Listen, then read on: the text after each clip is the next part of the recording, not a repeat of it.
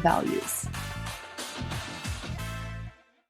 Welcome back to Your Business on Purpose, the podcast where we help women entrepreneurs build businesses that support their life instead of draining it. I'm your host, Donette Palmore, Profit and Protection CFO, money coach, and strategist. And today's episode is for the entrepreneur who is tired of feeling busy but not truly strategic. Because let's really be honest here. A lot of business owners are making decisions in survival mode. I know that I have done it myself, and maybe, true confession, I might still do it sometimes.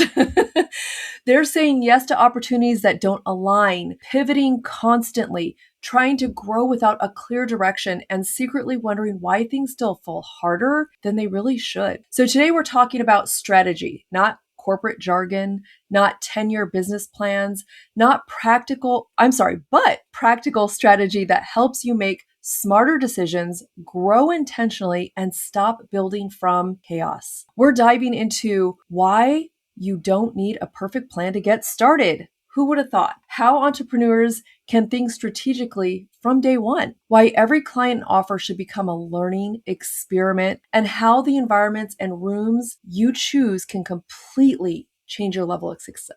This episode is packed with wisdom, perspective shifts, and practical takeaways that every entrepreneur needs to hear. So guess what? Grab your coffee. I got mine right here. Open your notes app because you're going to want to take notes on this. And let's dive in. But before we do, you guys know I got to introduce my guest. Today's guest is Marja, a former associate principal at McKinsey Company with board strategy, business development, and commercial operation enterprise across multiple industries.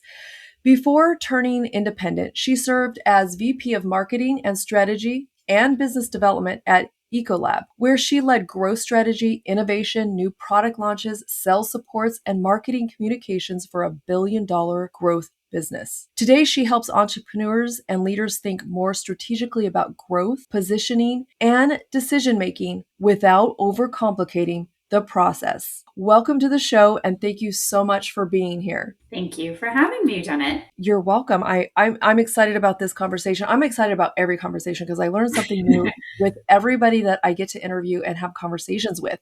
So you've worked at incredibly high strategic levels in business. What made you passionate about helping entrepreneurs think strategically? Well, dark secret. It started just with a backing into it necessity, right? Needed to make some money, figure out how to do it. Okay, we won't pretend it was idealism from the start, which is actually a pretty good theme for the strategy lessons that we'll talk about today. But as I started to serve smaller and medium-sized businesses, right, really in contrast to the giant Fortune 50s that I was serving with McKinsey, it became really, really fun to see these light bulb moments, to see them realize that the things that we were talking about that might have initially felt a little academic or arcane weren't about random dreams for 3 to 5 years for now, but what are the things that they're doing right now, the choices they're making now that set them up for that future or don't. So seeing that kind of excitement in their eyes and in their hearts, and then moving forward and being able to say no to the things that were causing them churn and causing them to be burned out and overdrawn really has ignited in me such an enthusiasm around figuring out how to do strategy, how to bring strategy to entities that often don't have it, and how to do it in a way that not only makes it simple for them, but capitalizes on the advantages that they have over those giant organizations. And there are real advantages that through my recent independent work have sort of figured out how to tap into. I love that. That's amazing. So you kind of built out of a little bit of a survival mode, right? Yeah, don't we all, right? We can also say that there are plenty of times that I need to take my own advice as well. We're all that, right? It's like the saying that says the mechanic's car is always broken, right? Yes, that's right. We're busy fixing other people's problems. We end up not having time to fix our own. But what do you think are some common mistakes that entrepreneurs might make early on? Yeah, well, I think so. A couple of things. One is just not actually having a strategy at all. And it comes from a really good place. It comes from the fact that as a new entrepreneur with a fresh idea, you actually really shouldn't have much of a strategy, right? That, like, in that mode, those early days are very much about experimentation. If you get too far ahead of yourself, if you have too much of a plan, you actually become quite rigid in what you're doing and are unable to adapt to find that sort of product or service market fit that you're looking for as an early stage entrepreneur. The problem is when you take that sort of too far, right? And it becomes too far forward and becomes sort of habitual, and part of what you do is kind of constant pivoting / reaction to whatever shiny thing comes along. So that's one thing. The other major problem is all the way at the other end of the spectrum. It's having so much of a strategy that you are unable to be responsive or agile in how you actually move and operate your business. And that is really a travesty, because it is one of the key advantages that smaller organizations have over these behemoth warships that take forever to move around. And then the last thing I'd say is that there's a growth phase that at some point, if you're successful, you hit, where even if you have a strategy and even if it's at the right level, you need your team to not only really understand what the strategy is, but to be bought into that strategy in a way. And only the only thing that can do that is including them in building that strategy. So that third failure mode is sort of as the entrepreneur visionary failing to realize when you actually need to stop doing the visionary work exclusively by yourself and bringing your team into that, because it will otherwise completely stall and undermine execution. 100%. We have to delegate, right? And bring other people in and delegate. But I did want to, so you talked about strategy. Is there a difference between strategy and having a plan? Yes. In fact, they are not the same at all. And let me get on my soapbox here for a second and say, if that strikes you as shocking, it's not because you're dumb. It's because we use the word strategy to mean kind of everything. And we have turned that word into a smart catch-all for this feels like a big decision. And that's not terribly helpful to us. Right?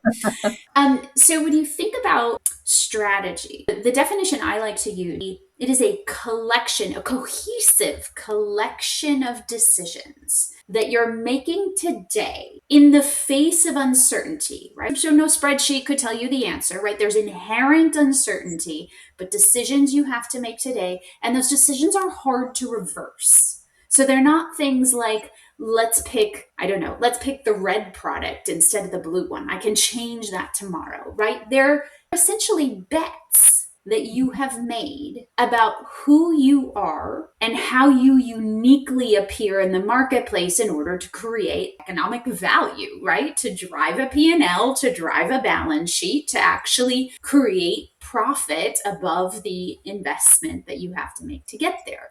So in that sense, a strategy is not a plan. It is quite the opposite of a plan. In fact, you could add that as a failure mode, right? When we make a plan and we make it 3 to 5 years out because we think that's what strategy is, this is the place where we have made ourselves too rigid, where we have taken away the agility and the ability to move that is so valuable. So instead, a strategy is something that really sort of sits on top of a plan. It is the questions of who am I? Where do I play? What is it that makes me unique from my competitors? And how am I preserving that uniqueness? Those are big strategic questions. And if I've answered those well, I can then build a plan that helps me expand on those things, lean into those things, avoid the things that do not align with that. And so the plan is really separate. When we use the term strategic planning, I cringe because it communicates entirely the wrong thing and Yeah. adds to this confusion that just exists in this world over the word strategy. So would you say, when I'm hearing you all say that, would you say the plan is more of the map and the strategy is like the compass? Like, Absolutely. okay. Bingo. I use that analogy frequently. And so the map, if you want to think about time scales, that map is probably something you're going to update every year. Right. Depends a little bit on the pace of your business, of course, but you probably like that's more of a yearly exercise. You think about yourself traveling, right? And it's like you wake up on the day and you figure out kind of how you want to get to from point A to B. Like every 6 months, 12 months, you're thinking in your business about the plan, about the map, the compass is the I am trying to get to here. This is the place on the horizon where I belong and where I win because it suits me. And I'm building things that continue to reinforce my ability to win at that point on the horizon. So in your experience, how have you seen people with a plan versus people with a strategy Yeah. succeed or fail? Yeah, it's funny how many times I've sort of accidentally uncovered that my clients really have a plan multiple weeks into our work together.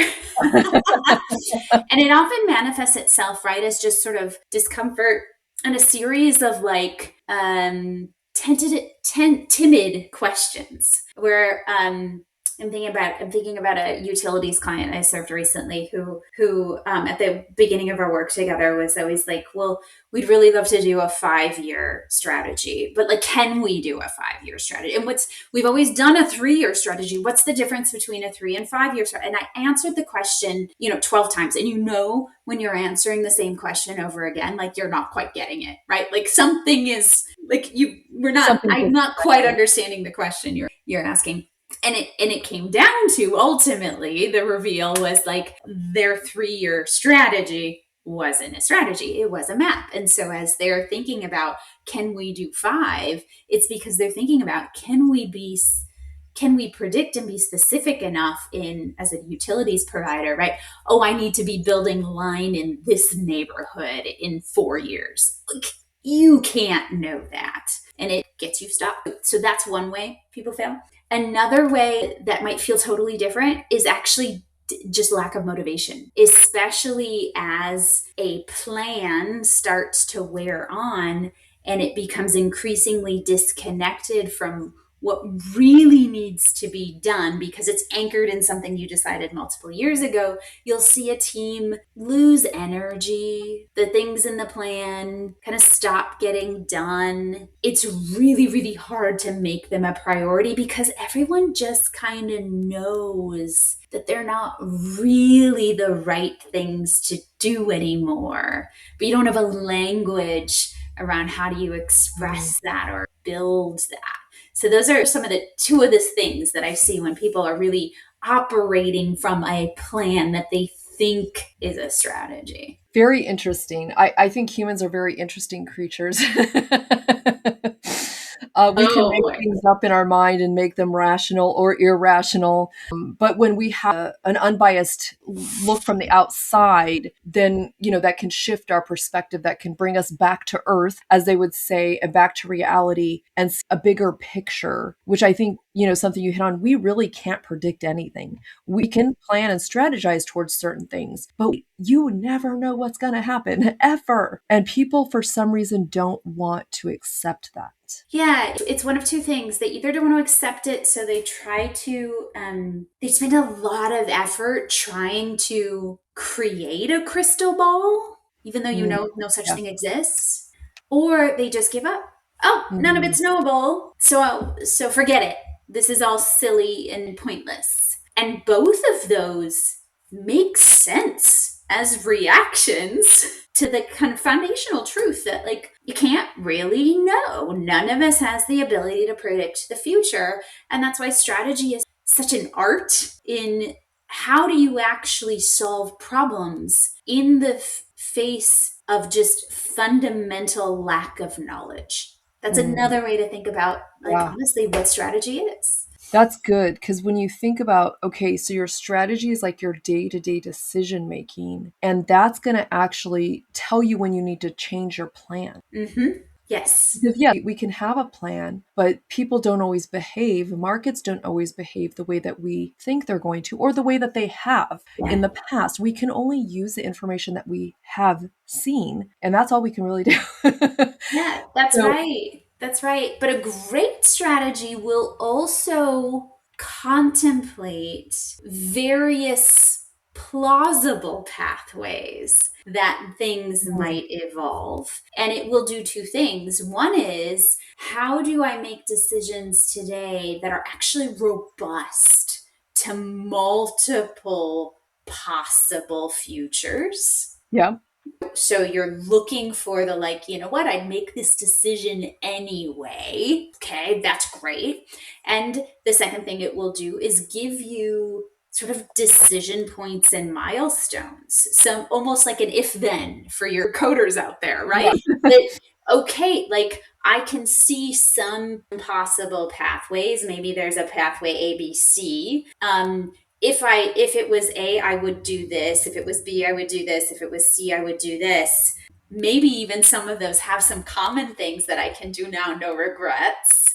But what are the early indicators that I look like I'm heading down A, B, or C? Or even the early indicators that A and B are now more likely than C, and that puts you ahead of the competition. So, I define strategy as a set of choices that describe how you make value uniquely. Mm, And the crazy thing is, for small and medium sized businesses, the very existence of a strategy is often a differentiator from your competitors. right?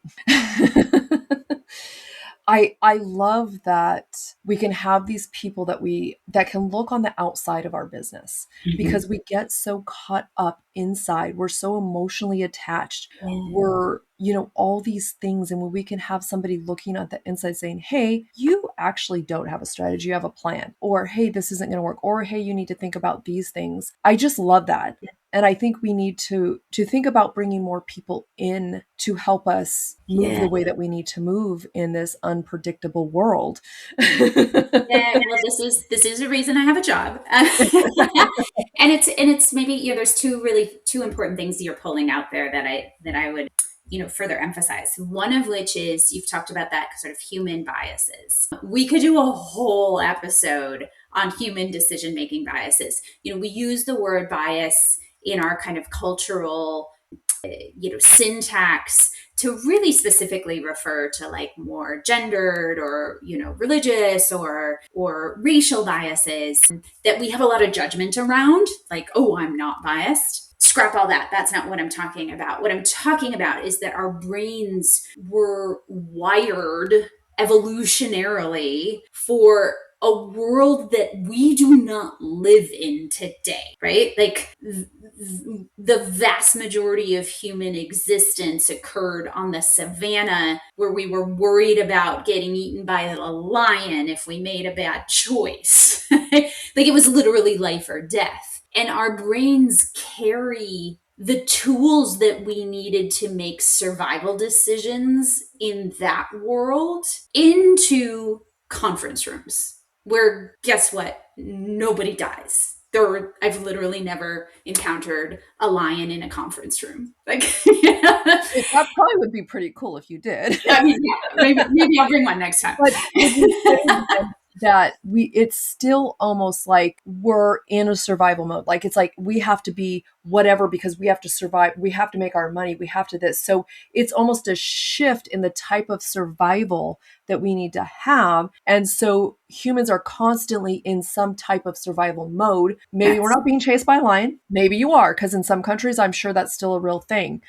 But our lion can look different. It does. And the consequences of the lion are usually not that you don't live till Tuesday. And so the way our brains calibrate risk is outmoded. So having a third party who can actually stand back and doesn't have skin in the game, right? To kind of see these things is one of the ways that that it is so helpful to have somebody, particularly when you're talking about strategy, because they are big decisions and they do feel risky. Only they're usually less risky than we actually sort of Yeah. realize, right? Than our brains will allow us to realize.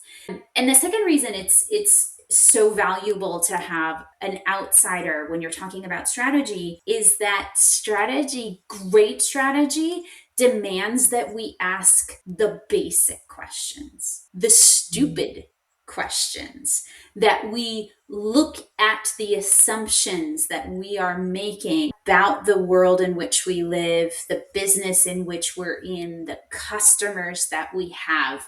And all of these questions themselves feel very risky for people who've been in the business for a long time because, hey, I'm supposed to know the answer to that. And that makes sense. Like, so having somebody who's like, why do you do this? Why is it this way? Like, I'm allowed to ask questions that my clients are not allowed to ask. And you need those questions when you're doing good strategy work. And I would even say give, people permission that the great people, the successful people know they don't have all the answers. Yes. And that's why they have people around them to help them figure the answers out. Yes.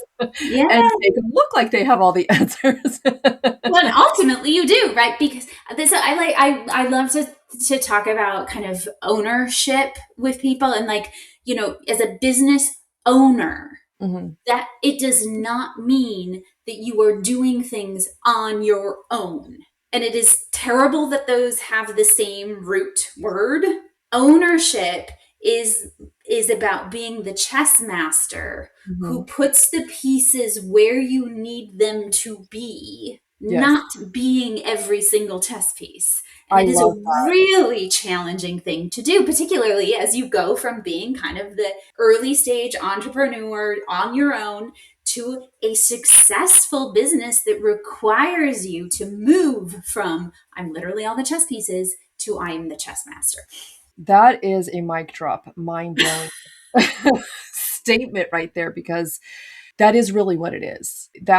We're not there to run everything. We're there to empower people to run it for us. And I think even that's what leadership is. It's not being in charge of everything. It's not, I have all the answers. It's putting the people in place and letting their gifts and talents shine that help you to be successful. Yeah. That is exactly what it is. And I don't know why we don't understand that, but some of us do and some of us don't. And that's okay. It's a learning process. It's an experience. It's something I think, when we come from, we all have some kind of traumatic background, something's happened in our childhood, and it's our way we could control, like we're trying to control things that we can't control, but that's our way of playing it safe. It's our way of surviving, right?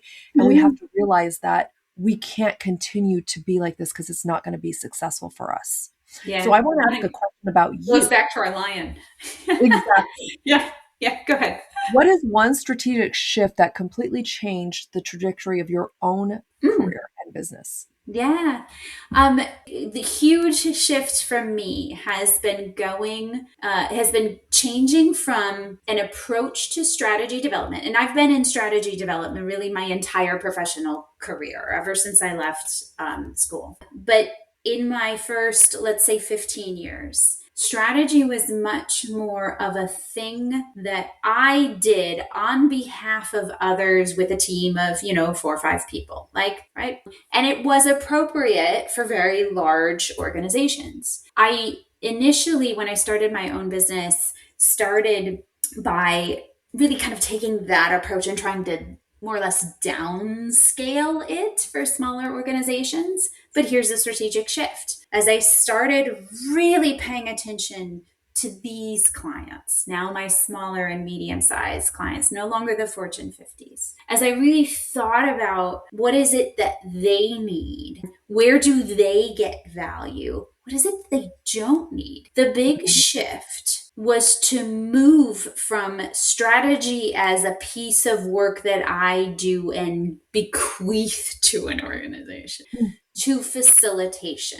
Mm. The heart of the way I approach strategy now is being in a room with the executives that need to be there and helping them have the conversation that they need to have, helping them surface their biases, helping them figure out how to be comfortable enough to explore the things that they don't know, how to be patient in sitting in the don't decide moment. God, is Mm. that hard for executives, especially for the most successful ones. You must sit and refuse to make a decision and just explore what could be, what are the possibilities, ask lots of questions before you allow yourself to kind of coalesce. So I am a facilitator, and that is a very different way of doing strategy than I did for most of my life. And that was a strategic decision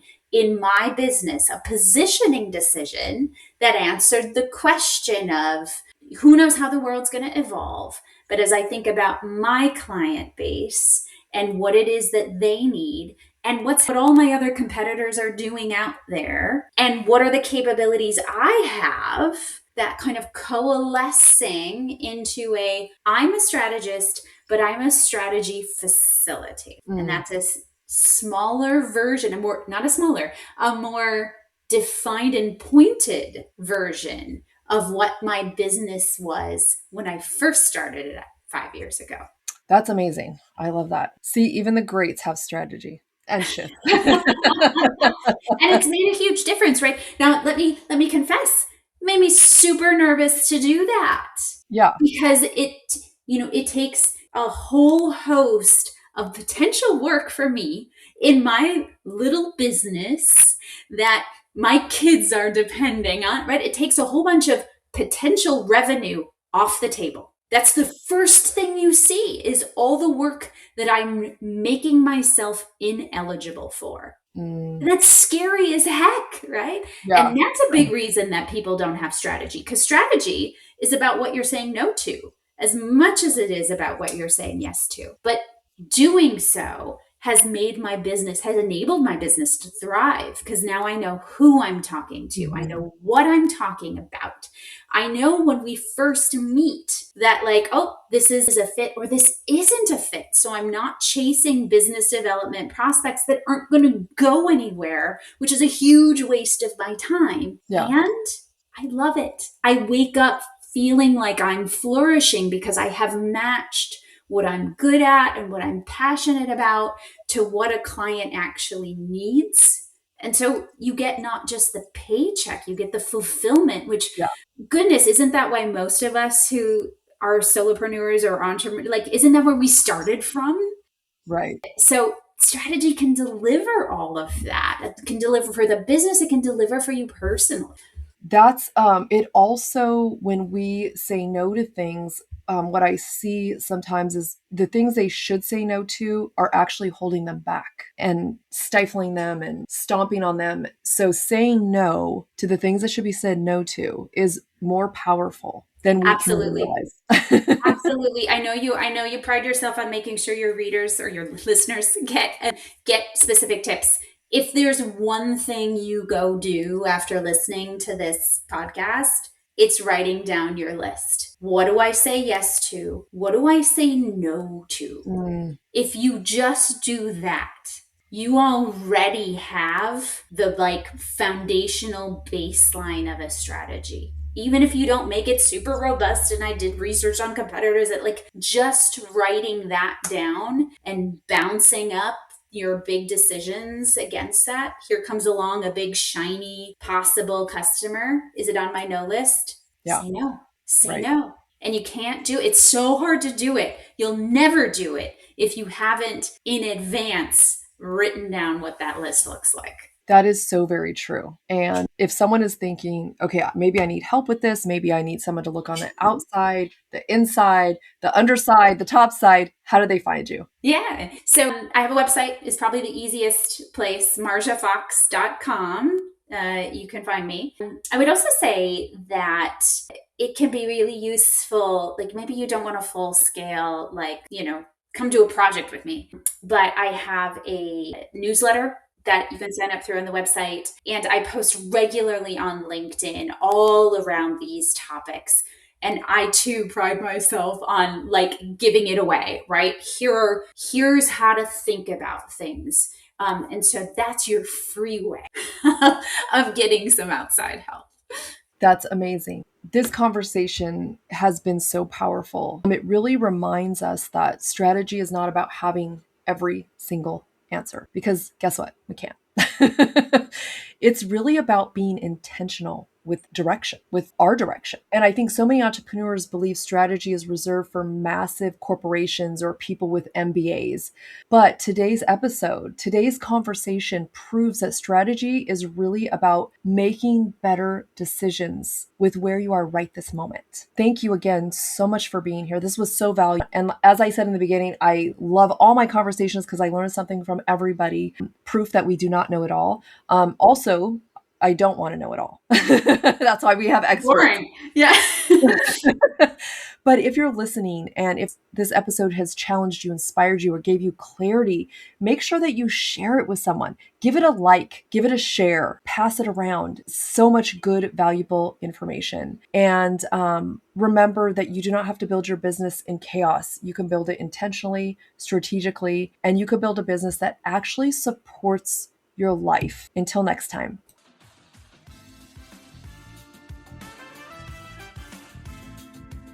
This podcast is dedicated to you and all the incredible women out there breaking chains, pushing through, and striving to make it all work. Your support truly means the world to me. Could you do me a favor? Be a gem and leave a review. It will help us reach even more women, making a bigger impact. Your feedback is invaluable, and I would genuinely appreciate it. Don't forget to hit that like button and subscribe, ensuring you never miss an episode. Until next week, live a purposeful life in both your business and your finances.